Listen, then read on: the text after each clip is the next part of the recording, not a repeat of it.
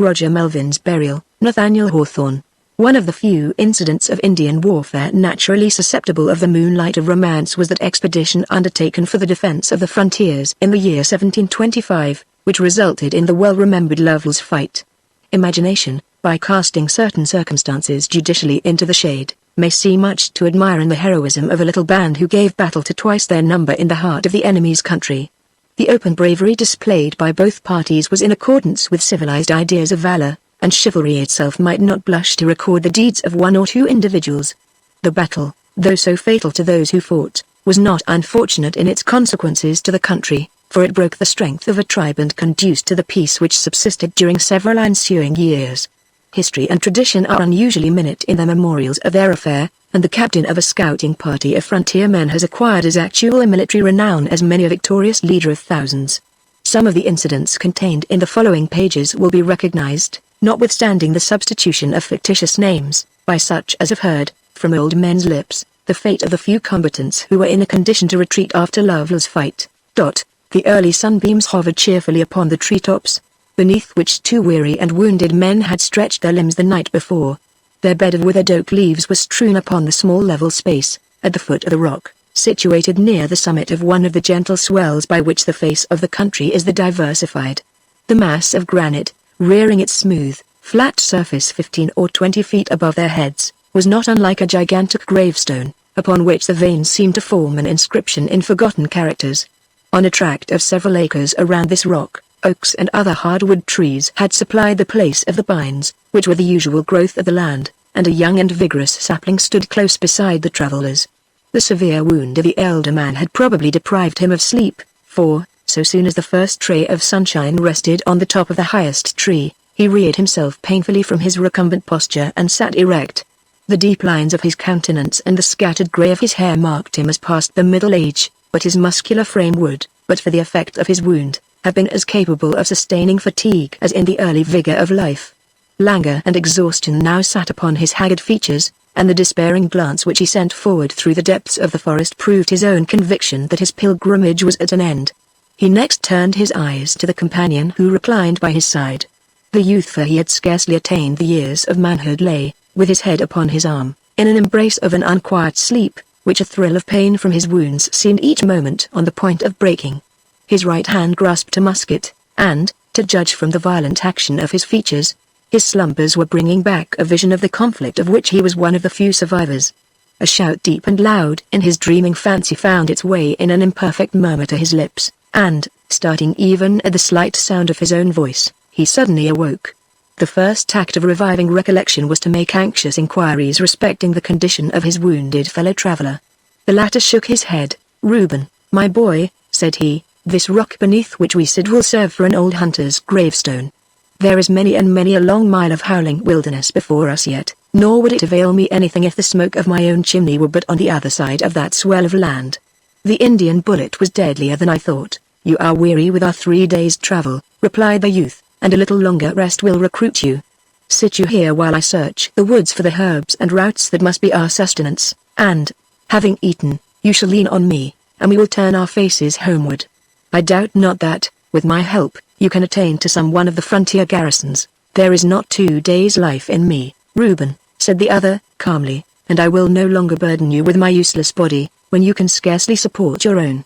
Your wounds are deep and your strength is failing fast, yet, if you hasten onward alone, you may be preserved.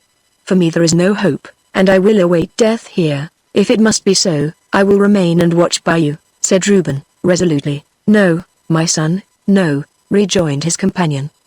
"Let the wish of a dying man have weight with you. Give me one grasp of your hand, and get you hence. Think you that my last moments will be eased by the thought that I leave you to die a more lingering death? I have loved you like a father, Reuben, and at a time like this I should have something of a father's authority. I charge you to be gone that I may die in peace, and because you have been a father to me, should I therefore leave you to perish and to lie unburied in the wilderness?" exclaimed the youth. "No, if your end be in truth approaching, I will watch by you and receive your parting words. I will dig a grave here by the rock, in which, if my weakness overcome me, we will rest together, or, if heaven gives me strength, I will seek my way home. In the cities and wherever men dwell," replied the other, "they bury their dead in the earth, they hide them from the sight of the living, but here, where no step may pass perhaps for 100 years. Wherefore should I not rest beneath the open sky, covered only by the oak leaves when the autumn winds shall strew them? And for a monument, here is this grey rock, on which my dying hand shall carve the name of Roger Malvin, and the traveller in days to come will know that here sleeps a hunter and a warrior. Tarry not, then, for a folly like this, but hasten away, if not for your own sake, for hers who will else be desolate. Malvin spoke the last few words in a faltering voice, and their effect upon his companion was strongly visible. They reminded him that there were other and less questionable duties than that of sharing the fate of a man whom his death could not benefit. Nor can it be affirmed that no selfish feeling strove to enter Reuben's heart, though the consciousness made him more earnestly resist his companion's entreaties. "How terrible to wait the slow approach of death in this solitude!" exclaimed he. "A brave man does not shrink in the battle, and, when friends stand round the bed, even women may die composedly, but here, I shall not shrink even here, Reuben-born," interrupted Malvin. "I am a man of no weak heart, and, if I were, there is a surer support than that of earthly friends. You are young, and life is dear to you. Your last moments will need comfort far more than mine, and when you have laid me in the earth, and are alone, and night is settling on the forest, you will feel all the bitterness of the death that may now be escaped. But I will urge no selfish motive to your generous nature. Leave me for my sake, that, having said a prayer for your safety, I may have space to settle my account undisturbed by worldly sorrows. And your daughter, how shall I dare to meet her?" exclaimed Reuben. "She will ask the fate of her father, whose life I vowed to defend with my own. Must I tell her that he travelled 3 days' march with me from the field of battle and that then I left him to perish in the wilderness? Were it not better to lie down and die by your side than to return safe and say this to Dorcas? Tell my daughter," said Roger Malvin, "that, though yourself sore wounded, and weak, and weary, you led my tottering footsteps many a mile, and left me only at my earnest entreaty, because I would not have your blood upon my soul.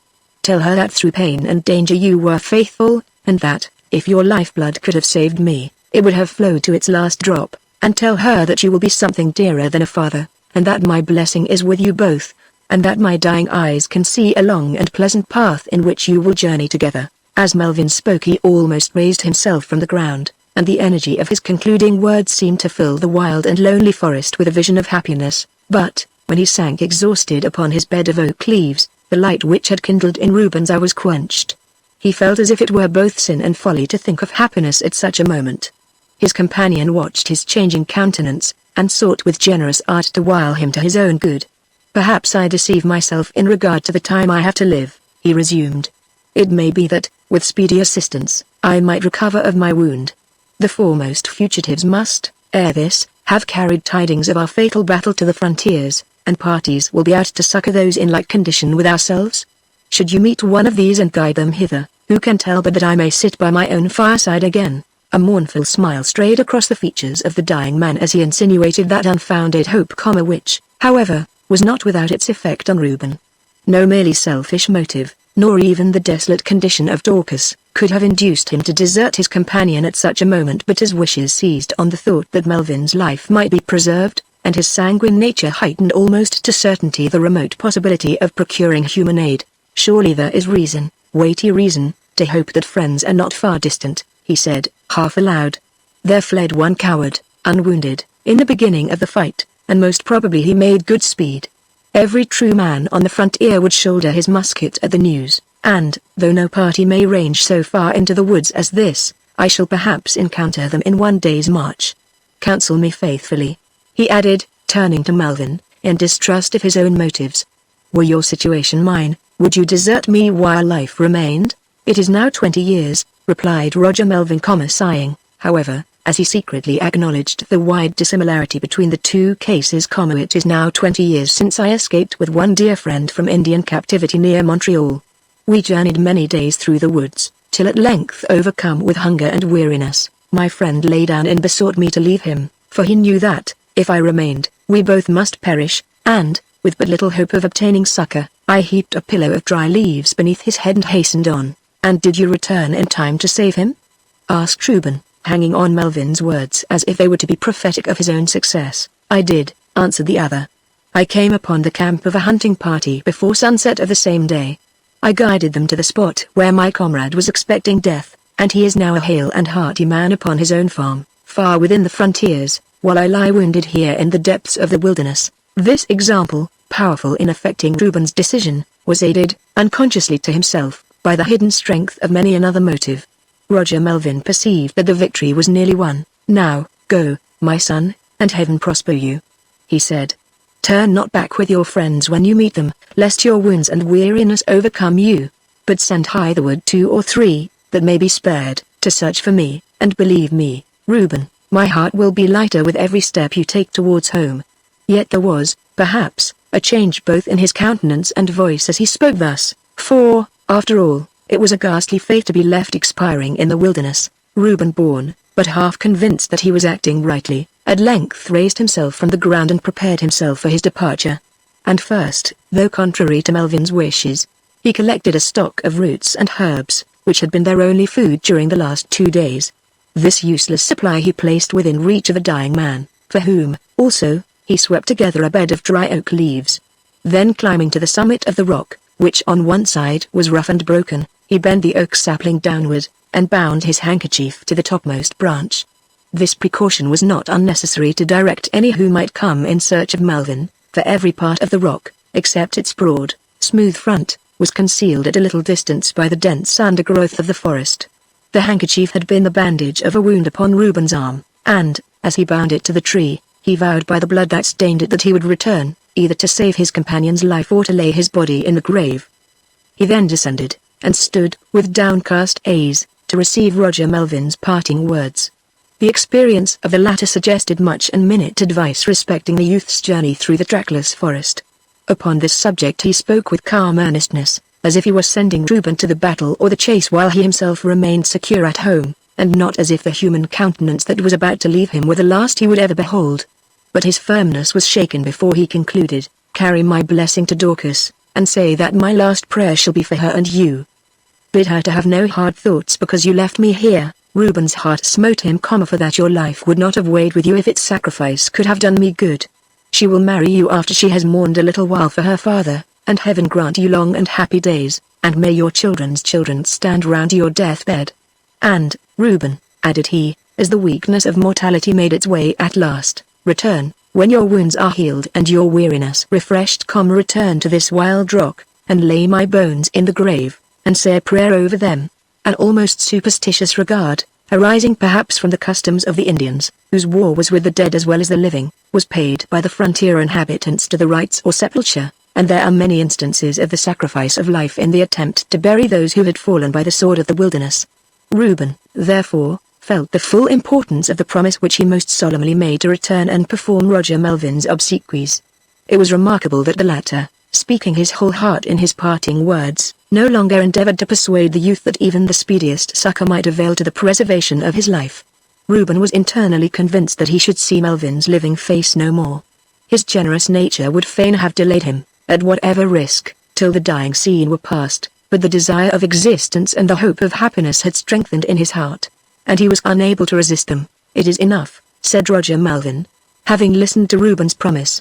"Go, and God speed you." The youth pressed his hand in silence, turned, and was departing. His slow and faltering steps, however, had borne him but a little way before Malvin's voice recalled him. "Reuben, Reuben," said he, faintly, and Reuben returned and knelt down by the dying man. "Raise me, and let me lean against the rock," was his last request.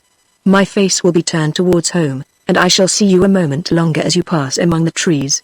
Reuben, having made the desired alteration in his companion's posture, again began his solitary pilgrimage.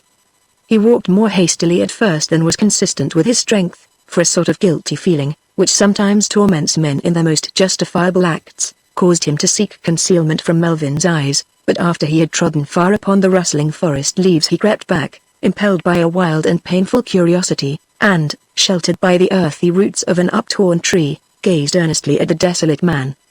The morning sun was unclouded, and the trees and shrubs imbibed the sweet air of the month of May, yet there seemed a gloom on nature's face, as if she sympathized with mortal pain and sorrow. Roger Malvin's hands were uplifted in a fervent prayer, some of the words of which stole through the stillness of the woods and entered Reuben's heart, torturing it with an unutterable pang. They were the broken accents of a petition for his own happiness and that of Dorcas, and, as the youth listened, conscience, or something in its similitude, pleaded strongly with him to return and lie down again by the rock. He felt how hard was the doom of the kind and generous being whom he had deserted in his extremity. Death would come like the slow approach of a corpse, stealing gradually towards him through the forest, and showing its ghastly and motionless features from behind a nearer and yet a nearer tree. But such must have been Reuben's own fate had he tarried another sunset, and who shall impute blame to him if he shrink from so useless a sacrifice? As he gave a parting look, a breeze waved the little banner upon the sapling oak and reminded Reuben of his vow. Many circumstances combined to retard the wounded traveler in his way to the frontiers. On the second day the clouds, gathering densely over the sky, precluded the possibility of regulating his course by the position of the sun, and he knew not but that every effort of his almost exhausted strength was removing him further from the home he sought. His scanty sustenance was supplied by the berries and other spontaneous products of the forest. Herds of deer, it is true, sometimes bounded past him, and partridges frequently whirred up before his footsteps, but his ammunition had been expended in the fight, and he had no means of slaying them. His wounds, irritated by the constant exertion in which lay the only hope of life, wore away his strength and at intervals confused his reason. But, even in the wanderings of intellect, Reuben's young heart clung strongly to existence, and it was only through absolute incapacity of motion that he at last sank down beneath the tree, compelled to await death. In this situation he was discovered by a party who, upon the first intelligence of the fight, had been dispatched to the relief of the survivors. They conveyed him to the nearest settlement, which chanced to be that of his own residence. Dorcas, in the simplicity of the olden time, watched by the bedside of her wounded lover, and administered all those comforts that are in the sole gift of woman's heart and hand. During several days Reuben's recollections strayed drowsily among the perils and hardships through which he had passed, and he was incapable of returning definite answers to the inquiries with which many were eager to harass him. No authentic particulars of the battle had yet been circulated, nor could mothers, wives, and children tell whether their loved ones were detained by captivity or by the stronger chain of death. Dorcas nourished her apprehensions in silence till one afternoon when Reuben awoke from an unquiet sleep, and seemed to recognize her more perfectly than at any previous time. She saw that his intellect had become composed, and she could no longer restrain her filial anxiety. "My father, Reuben?" she began, but the change in her lover's countenance made her pause. The youth shrank as if with a bitter pain, and the blood gushed vividly into his wan and hollow cheeks. His first impulse was to cover his face, but, apparently with a desperate effort, he half raised himself and spoke vehemently, defending himself against an imaginary accusation. "Your father was sore wounded in the battle, Dorcas, and he bade me not burden myself with him, but only to lead him to the lakeside, that he might quench his thirst and die. But I could not desert the old man in his extremity, and, though bleeding myself, I supported him. I gave him half my strength, and led him away with me. For 3 days we journeyed on together, and your father was sustained beyond my hopes, but, awaking at sunrise on the 4th day, I found him faint and exhausted. He was unable to proceed. His life had ebbed away fast, and he died," exclaimed Dorcas, faintly. Reuben felt it impossible to acknowledge that his selfish love of life had hurried him away before her father's fate was decided. He spoke not, he only bowed his head, and, between shame and exhaustion, sank back and hid his face in the pillow. Dorcas wept when her fears were thus confirmed, but the shock, as it had been long anticipated, was on that account the less violent. "You dug a grave for my poor father in the wilderness, Reuben?" was the question by which her filial piety manifested itself. "My hands were weak, but I did what I could," replied the youth in a smothered tone. "There stands a noble tombstone above his head, and I would to heaven I slept as soundly as he." Dorcas, perceiving the wildness of his latter words, inquired no further at the time, but her heart found ease in the thought that Roger Malvin had not lacked such funeral rites as it was possible to bestow. The tale of Reuben's courage and fidelity lost nothing when she communicated it to her friends, and the poor youth, tottering from his sick chamber to breathe the sunny air, experienced from every tongue the miserable and humiliating torture of unmerited praise. All acknowledged that he might worthily demand the hand of the fair maiden to whose father he had been faithful unto death, and, as my tale is not of love, it shall suffice to say that in the space of a few months Reuben became the husband of Dorcas Malvin. During the marriage ceremony the bride was covered with blushes, but the bridegroom's face was pale. There was now in the breast of Reuben born an incommunicable thought, something which he was to conceal most heedfully from her whom he most loved and trusted. He regretted, deeply and bitterly, the moral cowardice that had restrained his words when he was about to disclose the truth to Dorcas. But pride, the fear of losing her affection, the dread of universal scorn, forbade him to rectify this falsehood. He felt that for leaving Roger Malvin he deserved no censure. His presence, the gratuitous sacrifice of his own life, would have added only another and a needless agony to the last moments of the dying man, but concealment had imparted to a justifiable act much of the secret effect of guilt, and Reuben, while reason told him that he had done right, experienced in no small degree the mental horrors which punish the perpetrator of undiscovered crime.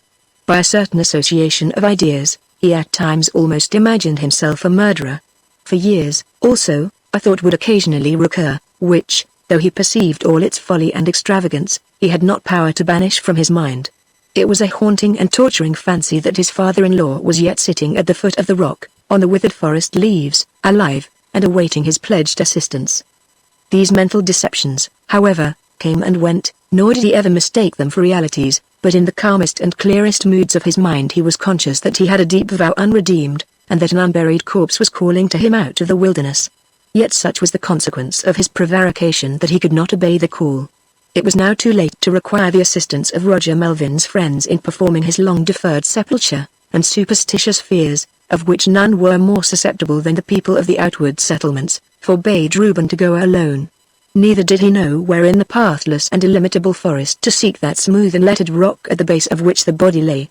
His remembrance of every portion of his travel thence was indistinct, and the latter part had left no impression upon his mind. There was, however, a continual impulse, a voice audible only to himself, commanding him to go forth and redeem his vow, and he had a strange impression that, were he to make the trial, he would be led straight to Malvin's bones. But year after year that summons, unheard but felt, was disobeyed. His one secret thought became like a chain binding down his spirit and like a serpent gnawing into his heart, and he was transformed into a sad and downcast yet irritable man. In the course of a few years after their marriage, changes began to be visible in the external prosperity of Reuben and Dorcas.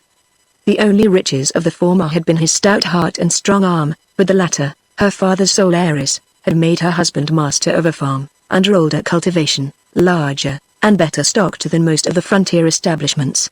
Reuben Bourne, however, was a neglectful husbandman, and, while the lands of the other settlers became annually more fruitful, his deteriorated in the same proportion.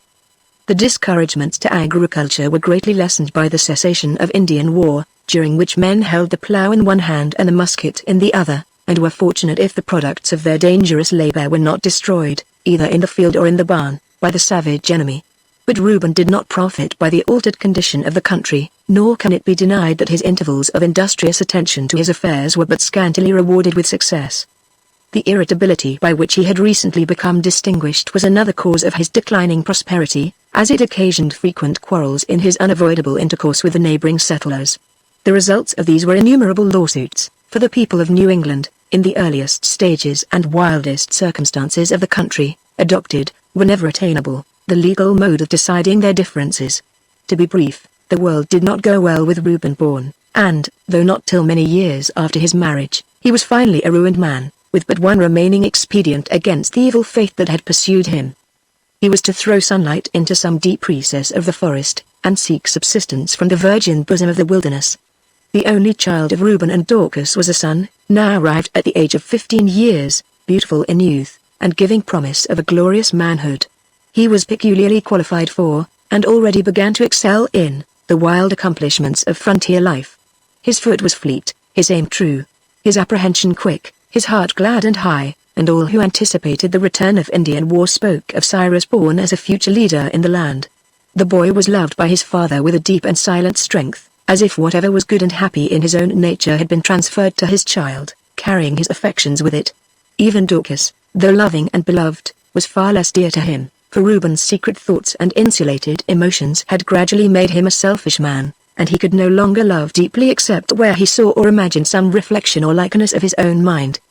In Cyrus he recognized what he had himself been in other days, and at intervals he seemed to partake of the boy's spirit, and to be revived with a fresh and happy life. Reuben was accompanied by his son in the expedition, for the purpose of selecting a tract of land and felling and burning the timber, which necessarily preceded the removal of the household gods. 2 months of autumn were thus occupied, after which Reuben Bourne and his young hunter returned to spend their last winter in the settlements. It was early in the month of May that the little family snapped asunder whatever tendrils of affections had clung to inanimate objects, and bade farewell to the few who, in the blight of fortune, called themselves their friends. The sadness of the parting moment had, to each of the pilgrims, its peculiar alleviations. Reuben, a moody man, and misanthropic because unhappy, strode onward with his usual stern brow and downcast eye, feeling few regrets and disdaining to acknowledge any. Dorcas, while she wept abundantly over the broken ties by which her simple and affectionate nature had bound itself to everything, felt that the inhabitants of her inmost heart moved on with her, and that all else would be supplied wherever she might go. And the boy dashed one teardrop from his eye, and thought of the adventurous pleasures of the untrodden forest. Oh, who, in the enthusiasm of a daydream, has not wished that he were a wanderer in a world of summer wilderness, with one fair and gentle being hanging lightly on his arm? In youth his free and exulting step would know no barrier but the rolling ocean or the snow-topped mountains. Calmer manhood would choose a home where nature had strewn a double wealth in a veil of some transparent stream, and when hoary age, after long, long years of that pure life, stole on and found him there, it would find him the father of a race, the patriarch of a people, the founder of a mighty nation yet to be. When death, like the sweet sleep which we welcome after a day of happiness, came over him, his far descendants would mourn over the venerated dust. Enveloped by tradition in mysterious attributes, the men of future generations would call him godlike, and remote posterity would see him standing, dimly glorious, far up the valley of 100 centuries. The tangled and gloomy forest through which the personages of my tale were wandering differed widely from the dreamer's land of fantasy, yet there was something in their way of life that nature asserted as her own, and the gnawing cares which went with them from the world were all that now obstructed their happiness. One stout and shaggy steed, the bearer of all their wealth, did not shrink from the added weight of Dorcas, although her hardy breeding sustained her, during the latter part of each day's journey, by her husband's side. Reuben and his son, their muskets on their shoulders and their axes slung behind them, kept an unwearied pace, each watching with a hunter's eye for the game that supplied their food. When hunger bade, they halted and prepared their meal on the bank of some unpolluted forest brook, which, as they knelt down with thirsty lips to drink, murmured a sweet unwillingness, like a maiden at love's first kiss.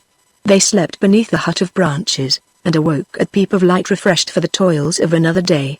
Dorcas and the boy went on joyously, and even Reuben's spirit shone at intervals with an outward gladness, but inwardly there was a cold, cold sorrow, which he compared to the snowdrifts lying deep in the glens and hollows of the rivulets while the leaves were brightly green above. Cyrus Bourne was sufficiently skilled in the travel of the woods to observe that his father did not adhere to the course they had pursued in their expedition of the preceding autumn. They were now keeping farther to the north, striking out more directly from the settlements, and into a region of which savage beasts and savage men were as yet the sole possessors.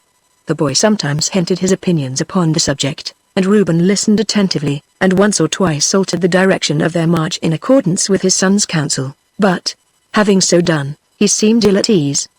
His quick and wandering glances were sent forward apparently in search of enemies lurking behind the tree trunks, and, seeing nothing there, he would cast his eyes backwards as if in fear of some pursuer.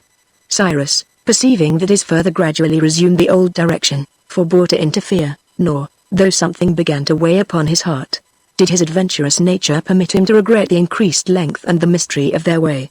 On the afternoon of the 5th day they halted, and made their simple encampment nearly an hour before sunset. The face of the country, for the last few miles, had been diversified by swells of land resembling huge waves of a petrified sea, and in one of the corresponding hollows, a wild and romantic spot, had the family reared their hut and kindled their fire. There is something chilling, and yet heart-warming, in the thought of these three, united by strong bands of love and insulated from all that breathed beside.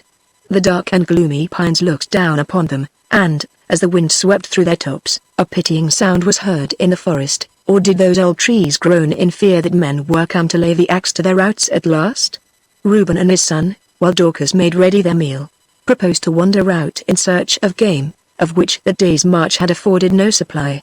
The boy, promising not to quit the vicinity of the encampment, bounded off with a step as light and elastic as that of the deer he hoped to slay, while his father, feeling a transient happiness as he gazed after him, was about to pursue an opposite direction. Dorcas in the meanwhile, had seated herself near their fire of fallen branches upon the moss-grown and mouldering trunk of a tree uprooted years before.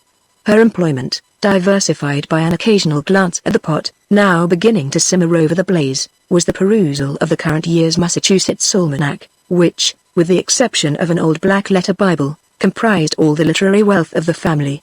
None pay a greater regard to arbitrary divisions of time than those who are excluded from society, and Dorcas mentioned, as if the information were of importance, that it was now the 12th of May. Her husband started. The 12th of May. I should remember it well, muttered he, while many thoughts occasioned a momentary confusion in his mind. Where am I? Whither am I wandering?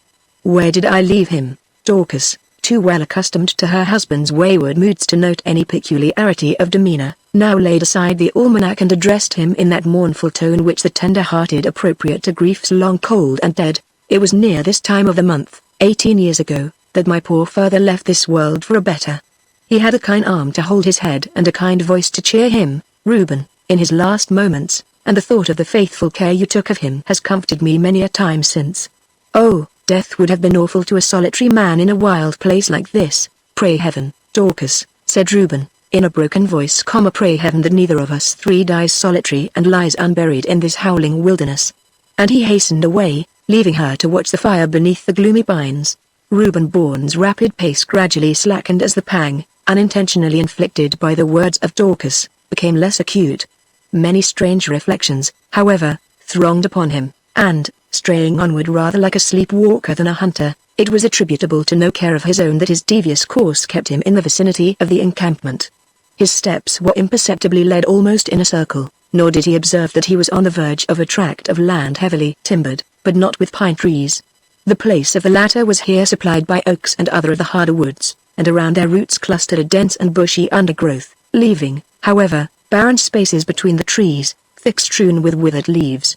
Whenever the rustling of the branches or the creaking of the trunks made a sound, as if the forest were waking from slumber, Reuben instinctively raised the musket that rested on his arm, and cast a quick, sharp glance on every side, but, convinced by a partial observation that no animal was near, he would again give himself up to his thoughts. He was musing on the strange influence that had led him away from his premeditated course, and so far into the depths of the wilderness. Unable to penetrate to the secret place of his soul where his motives lay hidden, he believed that a supernatural voice had called him onward, and that a supernatural power had obstructed his retreat. He trusted that it was heaven's intent to afford him an opportunity of expiating his sin. He hoped that he might find the bones so long unburied, and that, having laid the earth over them, peace would throw its sunlight into the sepulchre of his heart. From these thoughts he was aroused by a rustling in the forest at some distance from the spot to which he had wandered. Perceiving the motion of some object behind a thick veil of undergrowth, he fired, with the instinct of a hunter and the aim of a practiced marksman. A low moan, which told his success, and by which even animals' cries express their dying agony, was unheeded by Reuben Bourne. What were the recollections now breaking upon him? The thicket into which Reuben had fired was near the summit of a swell of land, and was clustered around the base of a rock, which, in the shape and smoothness of one of its surfaces, was not unlike a gigantic gravestone. As if reflected in a mirror, its likeness was in Reuben's memory. He even recognized the veins which seemed to form an inscription in forgotten characters. Everything remained the same, except that a thick cover of bushes shrouded the lower part of the rock, and would have hidden Roger Malvin had he still been sitting there. Yet in the next moment Reuben's eye was caught by another change that time had effected since he last stood where he was now standing again behind the earthy roots of the uptorn tree. The sapling to which he had bound the blood-stained symbol of his vow had increased and strengthened into an oak, far indeed from its maturity, but with no mean spread of shadowy branches. There was one singularity observable in this tree which made Reuben tremble. The middle and lower branches were in luxuriant life, and an excess of vegetation had fringed the trunk almost to the ground, but a blight had apparently stricken the upper part of the oak, and the very topmost bough was withered, sapless, and utterly dead. Reuben remembered how the little banner had fluttered on that topmost bough, when it was green and lovely, 18 years before. Whose guilt had blasted it? Dorcas, after the departure of the two hunters, continued her preparations for their evening repast. Her sylvan table was the moss-covered trunk of a large fallen tree, on the broadest part of which she had spread a snow-white cloth and arranged what were left of the bright pewter vessels that had been her pride in the settlements. It had a strange aspect, that one little spot of homely comfort in the desolate heart of nature. The sunshine yet lingered upon the higher branches of the trees that grew on rising ground, but the shadows of evening had deepened into the hollow where the encampment was made, and the firelight began to redden as it gleamed up the tall trunks of the pines or hovered on the dense and obscure mass of foliage that circled round the spot. The heart of Dorcas was not sad, for she felt that it was better to journey in the wilderness with two whom she loved than to be a lonely woman in a crowd that cared not for her. As she busied herself in arranging seats of mouldering wood, covered with leaves, for Reuben and her son, Her voice danced through the gloomy forest in the measure of a song that she had learned in youth. The rude melody, the production of a bard who won no name, was descriptive of a winter evening in a frontier cottage, when, secured from savage inroad by the high-piled snowdrifts, the family rejoiced by their own fireside. The whole song possessed the nameless charm peculiar to unborrowed thought, but four continually recurring lines shone out from the rest like the blaze of a hearth whose joys they celebrated. Into them, working magic with a few simple words, the poet had instilled the very essence of domestic love and household happiness, and they were poetry and picture joined in one. As Dorcas sang, the walls of her forsaken home seemed to encircle her. She no longer saw the gloomy pines, nor heard the wind which still, as she began each verse, sent a heavy breath through the branches, and died away in a hollow moan from the burden of the song. She was aroused by the report of a gun in the vicinity of the encampment, and either the sudden sound, or her loneliness by the glowing fire, caused her to tremble violently. The next moment she laughed in the pride of a mother's heart. "My beautiful young hunter! My boy has slain a deer!" she exclaimed, recollecting that in the direction whence the shot proceeded Cyrus had gone to the chase. She waited a reasonable time to hear her son's light step bounding over the rustling leaves to tell of his success. But he did not immediately appear, and she sent her cheerful voice among the trees in search of him. "Cyrus! Cyrus!" His coming was still delayed, and she determined, as the report had apparently been very near, to seek for him in person. Her assistance, also, might be necessary in bringing home the venison which she flattered herself he had obtained. She therefore set forward, directing her steps by the long-past sound, and singing as she went, in order that the boy might be aware of her approach and run to meet her. From behind the trunk of every tree, and from every hiding place in the thick foliage of the undergrowth, she hoped to discover the countenance of her son, laughing with the sportive mischief that is born of affection. The sun was now beneath the horizon, and the light that came down among the leaves was sufficiently dim to create many illusions in her expecting fancy. Several times she seemed indistinctly to see his face gazing out from among the leaves, and once she imagined that he stood beckoning to her at the base of a craggy rock.